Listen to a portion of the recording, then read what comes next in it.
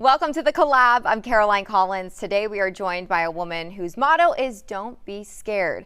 After suffering a stroke following a trip to the chiropractor, her recovery journey is now inspiring many through a clothing line called DBS Living and a podcast. It is my honor to introduce you all to Sakina Rajani. Thanks so much for coming in. Thank you. Thank you for Welcome having me. to the Collab. Thank you. Your story is so inspiring. Whenever I first learned about the clothing line and what had happened to you, I thought, oh my gosh, you know, this is so inspirational for so many people who not only have suffered a stroke, but have gone through something medical at such a young age. It was wild. It's something that you don't expect to happen to you, and yet it happens to a lot. And I'm very fortunate to be here today. I am relatively recovered. I have a few long-term symptoms that I'm still working on, but I'm still very fortunate to be here. Are you comfortable sharing exactly what happened? Sure. So 2020 happened. I think everyone remembers COVID was like the thing, and I actually own macaroon shops, and I was really short-staffed. So I was in the kitchen a lot, like bent over, piping macaroons, and my shoulders and neck were hurting me, just like the majority of Americans. You know, we're hunched over our computers or over something. And so one of my friends recommended that I go to a chiro, and I'd never been to one, so I had gone in. He did a neck adjustment, and as soon as he did that, I ended up stroking out on his table. I ended up in the ICU for 4 days, acute for 3, and when I woke up, I had lost mobility on my left side. So somebody who's been really active, taught yoga for years, all the things, I suddenly had a lopsided face. My speech was pretty impaired, so I'm a pretty quick speaker, as you can tell, but had you heard me back in 2020, my speech was very labored, very slow. I pretty much spent my time laying in bed staring at a ceiling fan for months. I also understand now why kids crawl and then scale and learn to walk, because that's pretty much what I had to relearn. How old were you when this happened? 36. You have got to be kidding me. So young, you almost think going to a chiropractor is such a normal thing. Did the doctors tell you it was, in fact, because you went to the chiropractor and got your neck adjusted, or what? Yes. So we have arteries that run along the back of our necks, one that sends blood up to our brain and one that sends blood down. And when he went ahead and did the adjustment, it went a little too far, split that artery, and so blood couldn't get up to my brain. Now, chiropractic adjustments aren't the only way you can get a vertebral artery dissection. You can also get it from whiplash in a car accident. You can also get it, which is wild, I think women should really know about this. You know, when we stick our head in those head basins when we're getting our hair done, if you actually come up, and it can actually snap your vertebral artery then too. So always ask for extra towels. There's a lot of stories of girls that have had VADs, women specifically, that have had VADs from that and ended up in the hospital having a stroke. This is unbelievable and so eye-opening, because, you know, when I hurt my neck, I work out a lot. I sit at my computer a lot working. I first start out by going to a massage therapist, and then I think I'm going to stop there from now on after hearing your story. Massage therapy, yoga, stretching, even acupuncture, any of that stuff is fine. But every neurologist has told me that, like, there's just no reason to manipulate things like your spine or your neck. Now, I know there's a lot of chiropractors out there and they do a lot of good work, so I'm not here bashing any industry by any means. But, you know, whenever you do go for something that you want to make sure you do some solid imaging and just know your risks, because when we go to the doctor, we kind of sign like forms that are 36 pages long and we don't read everything. And in fact, in the ones that I signed, it said chiropractics can lead to a VAD, which can lead to a stroke. So I signed off on it. Wow, that's insane. But you just think you're so young, it's not going to happen to me. So you are on the table and you're having a stroke. How were you able? Who helped you? How did you get to the hospital? It was wild. Unfortunately, my situation sucked because the chiropractor that I went to was not there to see this. He had to go to another patient. And so had I been able to see myself, I come from a medical background, had I been able to see myself as a third party, I would have been like, okay, this girl's having a stroke. And time is of the essence in those, you know, in that area. But I didn't have that. And so I called my brother. He ended up coming. I ended up going over to the hospital. By then my blood pressure had skyrocketed. When I got to urgent care, they were like, you need a CT. And that urgent care, for whatever reason, didn't have one that was functioning. So they actually felt it was so urgent that they already prepped me in an ambulance, took the ambulance to another ER around the corner, got the CT. And at that moment, the doctor came in and he was like, I'm so sorry, ma'am. Like, you've already had a stroke. They ended up sending me to Memorial Hermann Stroke Center, which is where I ended up waking up. Waking up and not being able to move part of your body. Which is wild, right? Because in your mind, and that's the amazing thing about our bodies, our brains and our bodies are connected. So in my mind, I'm like, but I'm wiggling my fingers, but my fingers weren't moving. Oh. So my brain thought it was moving, but it wasn't physically moving. And so that was the hardest part, when you're so able-bodied to suddenly, like, I can't even imagine people who end up paralyzed or lose limbs, because it's just the scariest, most traumatic thing ever. So what was your process from that point moving forward? So the doctors recommended PT and OT, and I went for a few sessions, but I think for people who are already very active, or people that have really strong mobility prior to things like this, it just wasn't enough. So I started doing a lot of the stuff myself at home. Neuro activities were huge. Like, I literally would put little marks on my mirror, and I would touch my nose, touch the mirror, touch my nose, touch the mirror, because sometimes with my left hand, and you'll see it's a lot slower. Like, I have to be really focused. But before, I'd go right past my nose. Wow. Yeah. So I would just do little activities like that, brain activities. I was super into meditation right before any of this happened. So I really dived into that and would think about rewiring that neural network in my brain.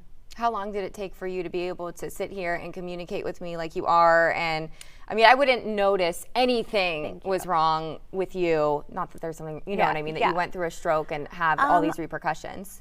It took about a year total time. I'd say in 6 months I was able to walk very slowly, but I was able to walk again. So were you couldn't walk at all? I could, but I would get dizzy. I had vertigo all the time. So imagine just like walking around and just not feeling stable. The other thing was I was petrified to drive, because my spatial awareness was off. Like, if this was here, I thought it was further away. Wow. So imagine if I'm driving and there's a car next to me and I think it's like further, but it's not. Like, I was totally freaked out.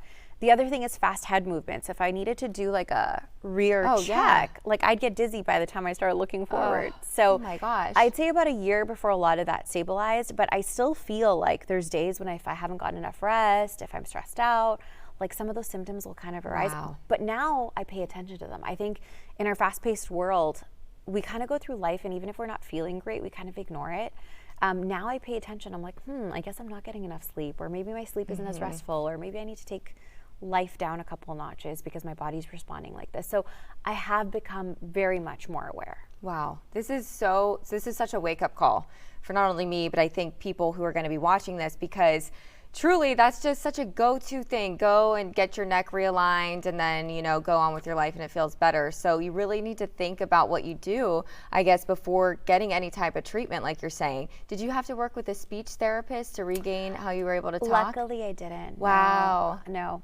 I think I just really like talking, so I needed to That's bring so that good. back. So maybe you just tried to talk enough, and now, I mean. Yeah, the speed is back. Wow, but there was amazing. a point where I was so slow.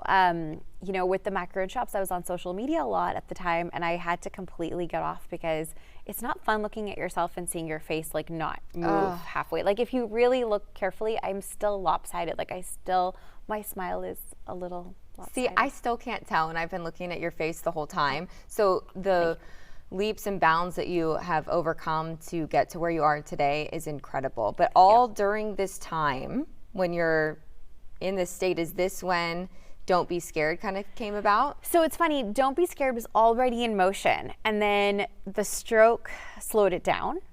But it was this motto that got me through that period, and I was like, I need to use that motto and continue building it. So it came about because my neighbor, Larry Leonard, worked for Exxon for years and was the man of all the acronyms. And DBS was his favorite one that he'd made up. And in a lot of places in Houston, if you go to the bar there, usually him saying DBS means another shot. But, we wanted to use this for good. And so during 2020, when things were slowing down, we decided to launch an apparel brand that was bright, bold, colorful, something that gave you courage. Everyone talks about affirmations. We were almost like, let's wear this affirmation. I love it. And what really was the motivation in launching this brand called Don't Be Scared Living?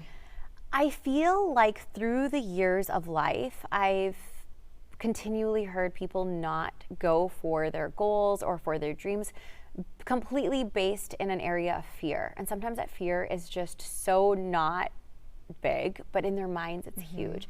And I think we live our lives that way. And this was like a way to like really encourage people to live their lives with courage and not be scared, because I feel like fear really is debilitating, but oftentimes that fear is completely made up. We're showing some of the products that you have on your website right now. I think it's dbsliving.com, right? Yes, and that's our first launch. Actually, we have a new launch. I'm actually wearing the hot pink leggings. Yes. But we have matching sets that are being launched this week, actually in hot pink, tangerine, yellow, and purple. I love that. And the people who you feel like you're reaching, your audience that you're reaching with this line, is it people who are kind of on this same mindset, like don't be scared or maybe need some encouragement? So I think it's mixed, right? I mean, we're an online brand. We're still building up the community, and that's something that's really important to me. I do want to build a DBS community, hence the podcast, hence a lot of what we do for marketing really is building out more community.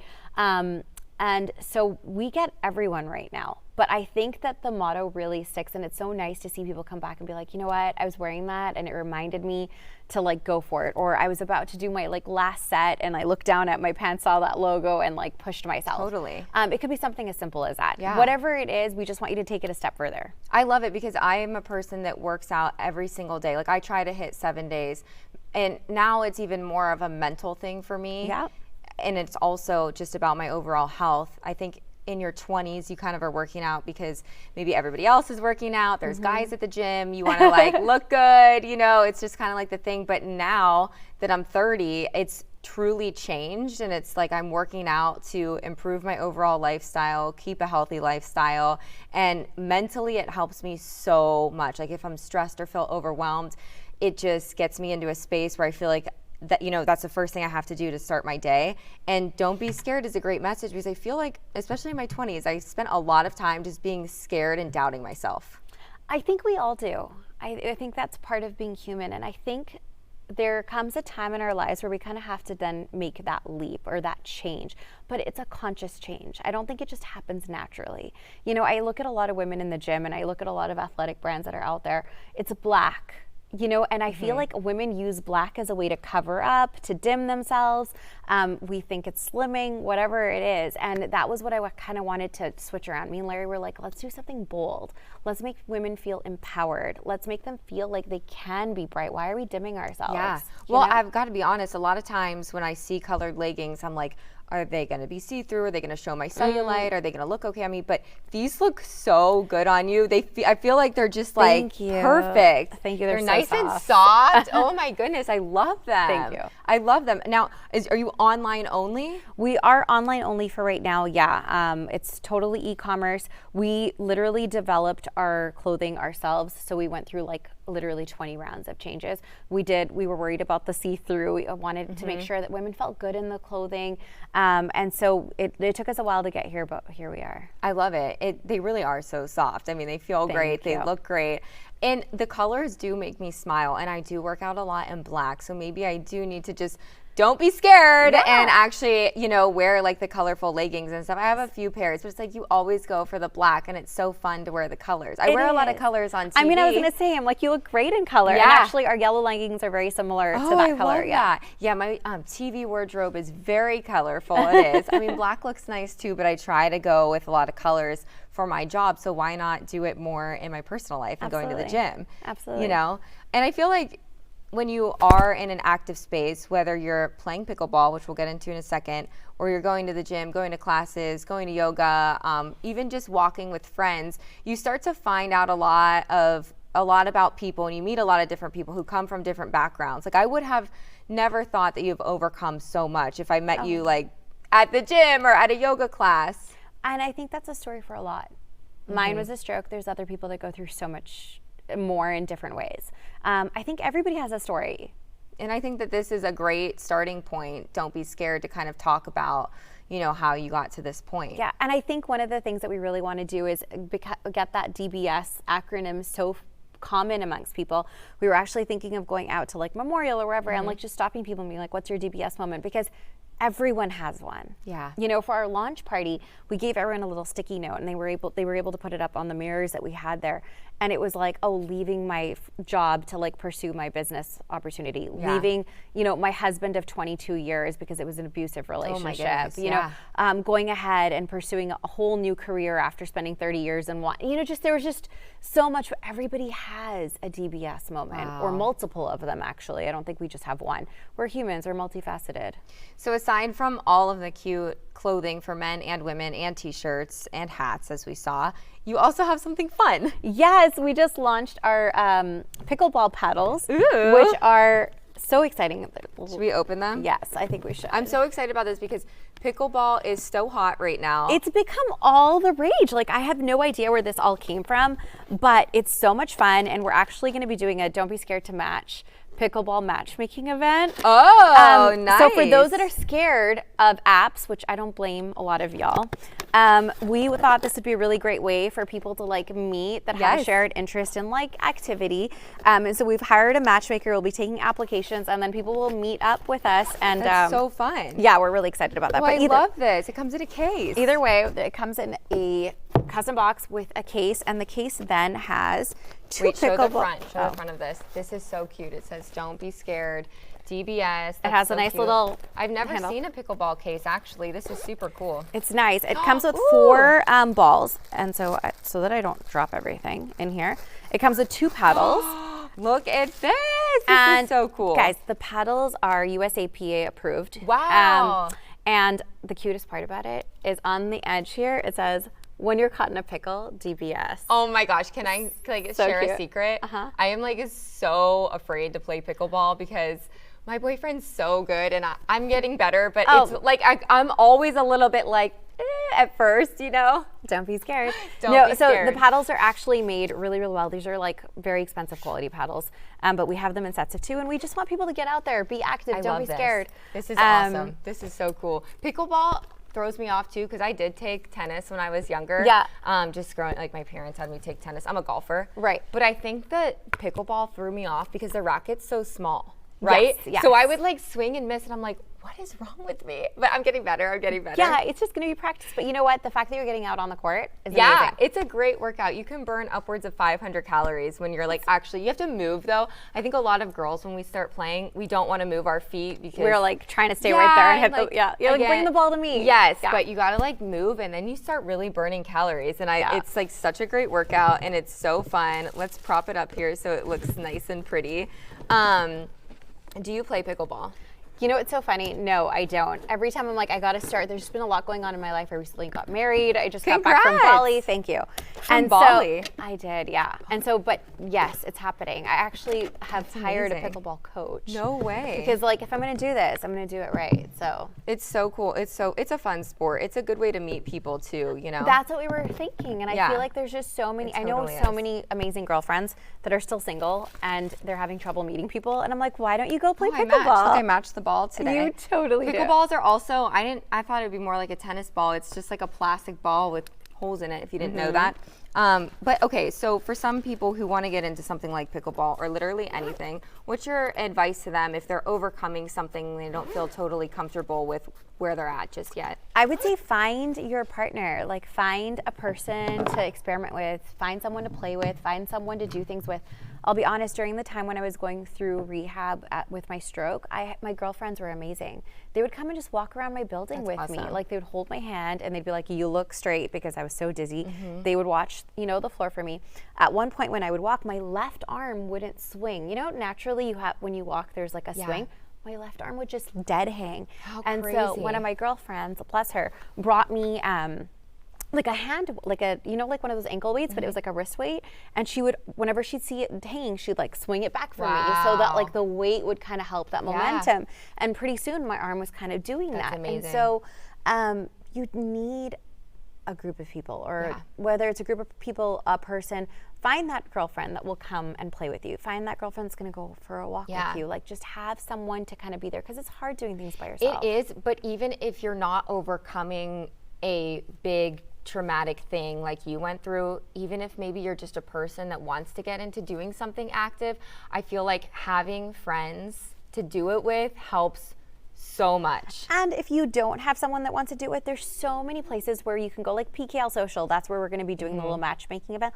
look for these community events, come to them. That's why people are coming together anyway, because they're trying to find like-minded people. Yeah. And so don't be scared to come out, meet people, try something new. I think, again, it's the fear that holds us back. Yeah, I always say I met my boyfriend golfing. And so like if I wasn't a golfer, I don't know if I would have ever met him. So it's like you never know when you're going to meet somebody. And at the end of the day, you could just walk away with a bunch of like cool new friends. Absolutely. You know, if you go try out pickleball or, you know, there's like adult leagues for sports and stuff, but they can be intimidating to go. Even like I'm a really good golfer, and it can even be intimidating to like join a league and then go like a women's league and like go by yourself because you don't know anyone. Am I going to be the odd person out? Who am I going to walk with or ride in the cart with? You start kind of like thinking all these scenarios in your head, but literally just look at your pickleball. Don't be scared. That, and I think more often than not, everyone around you is also feeling the same fears, right? Like you're basically saying all the things that I've feared in the past, right?